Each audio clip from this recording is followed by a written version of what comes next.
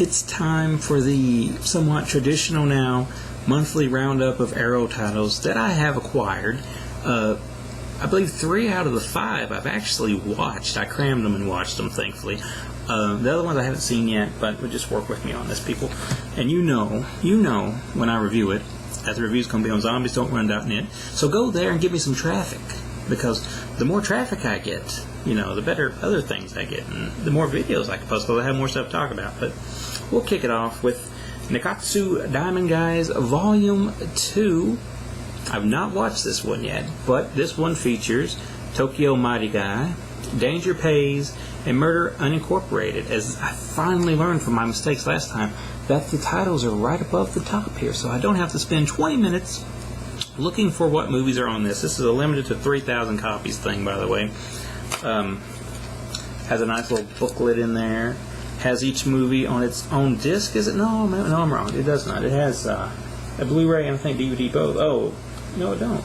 No, it don't. I told you I didn't get to watch it yet, so don't hold that against me. We have the extras here on this disc. We have Tokyo Mighty Guy and Danger Pays on this disc. And there is the Blu-ray. Blu-ray and DVD. There is the Blu-ray with all 3 things on it. So, I was right the first time.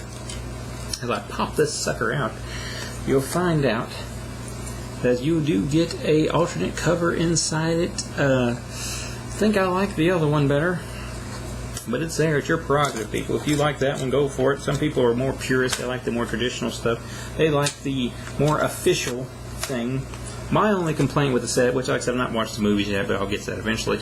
My only complaint with this is you guys stuck the sticker on the case. Like, it's usually on the wrapper. When you unwrap the wrapper, you throw it away and the sticker's gone. The sticker's right center in the case. And I don't know how to get rid of that without causing a mess. I don't know. I'm a little out of it on what to do. I guess I'll just have to live with it. I'll have to live with it. But anyway, Nekatsu Diamond Guys Volume 2. Really like the first one, more or less, and I'm sure I'll feel the same way about that, and I'm sure it looks great. Second movie that I did not see is something called Suitor. I believe I'm pronouncing that right. I am from Tennessee. You'll have to look over me. Suitor, as it is. Seems like a bit of a crime film, maybe a little bit of drama mixed in there, a little bit of action, maybe a little bit all mixed up together. Brand new 4K restoration. Standard DVD presentation. Optional English subtitles for the hard hearing. Audio commentary with art director David Siegel and Scott McGee. Moderated by Steven Soderbergh. Lacerations, The Making of Suitor, a new documentary containing the interviews with Siegel, McGee, actors Dennis Haysbert, Mel Harris, and Sab Shaminio, and a cinematographer, composer. A bunch of people. We just say a bunch of people. The lead is the scenes Birds, past Siegel and McGee's first short film about 2 young San Franciscoans who journey to the Bodega Bay along the path set by Tippi Henrik in Hitchcockian's classic The Birds. That's a mouthful.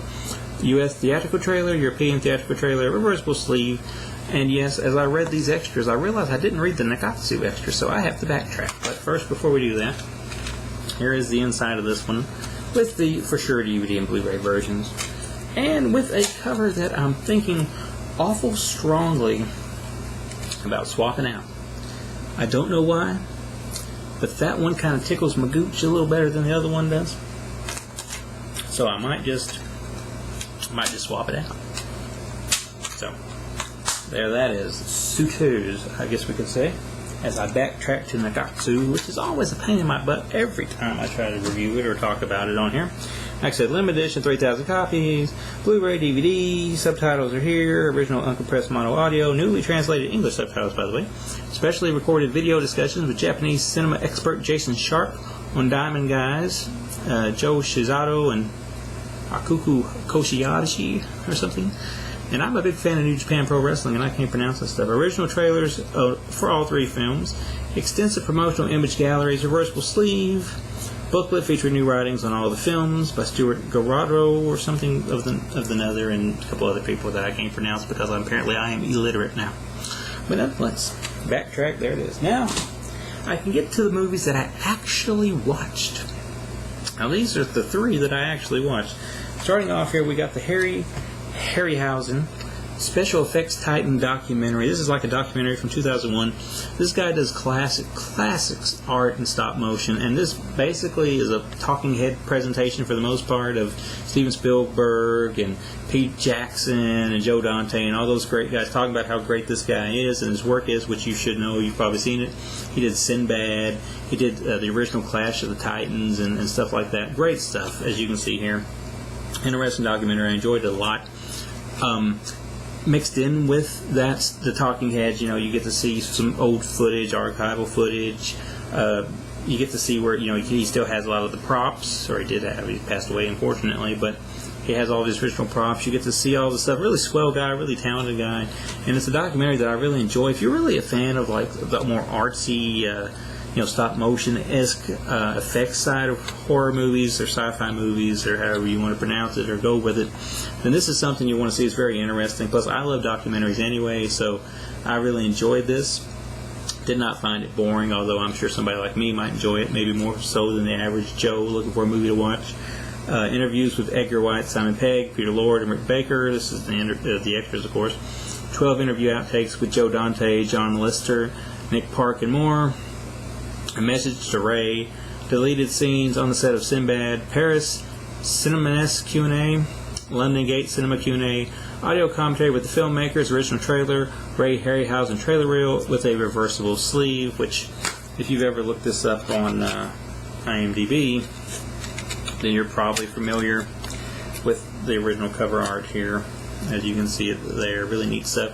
Kind of conflicts me on which one to keep as the main art for the case, but this guy's influenced probably every single person that ever really got into horror and became big, and probably a lot that didn't as well, I'm sure. You can kind of see where the influence would go on to the Ted Raimi films, or Sam Raimi films, I should say, with Army Darkness and stuff like that. You can see the influence from the guy right here. So this is really good to check out, and if you do like documentaries and the sorts, then definitely give that a watch, as the glare totally kills the cover. But that's a beautiful cover there. Next movie, we're in Jack Hill territory, and I've yet to see a Jack Hill movie that I really don't like. And this is, of course, the Swinging Cheerleaders, which is a bit of a misleading title because there's not that much swinging going on, although there is some swinging. I'm sure people back in the day went because they thought they was getting a TNA-filled film.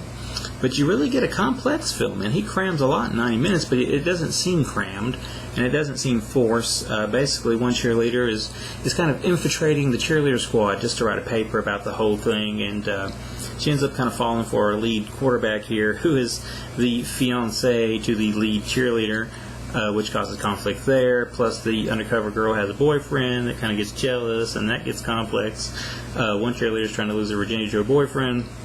Another cheerleader is dating a teacher, and of course everybody seems to be connected to the main guys at school and the coach who are betting on the games, which eventually becomes the primary plot in the third act. But there's some TNA, there's some laughs.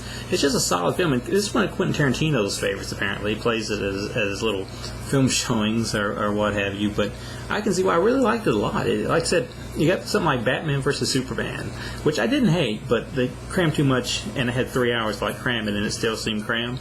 This guy takes all these plots, which is like 4 or 5 subplots, and one main plot, mixes it around to where it actually flows really well, and I'm happy this here is on Blu-ray, which it looks good. It looks dated, but it's got real strong colors and stuff to it.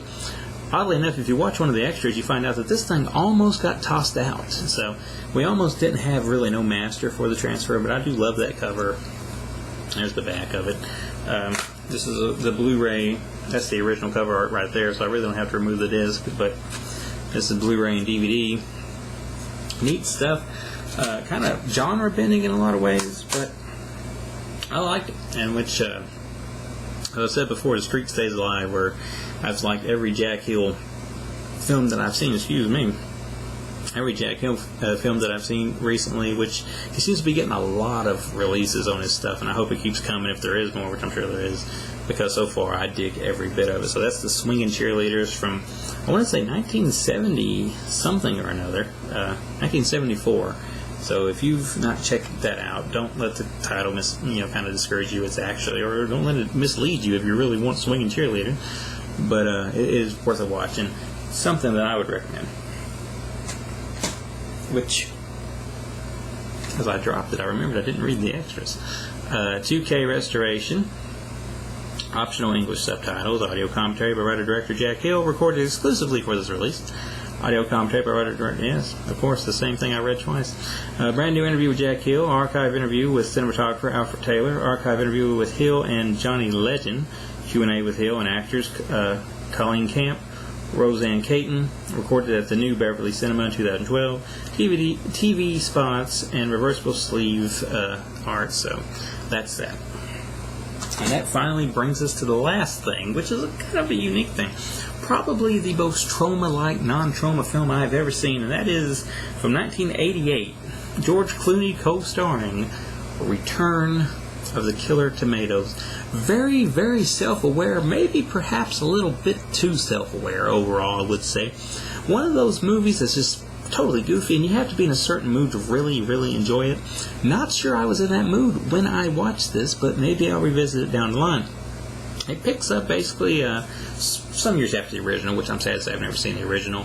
We got a mad scientist guy who was played by the guy who used to play Gomez for the Addams Family. I'm pretty sure that's who that was.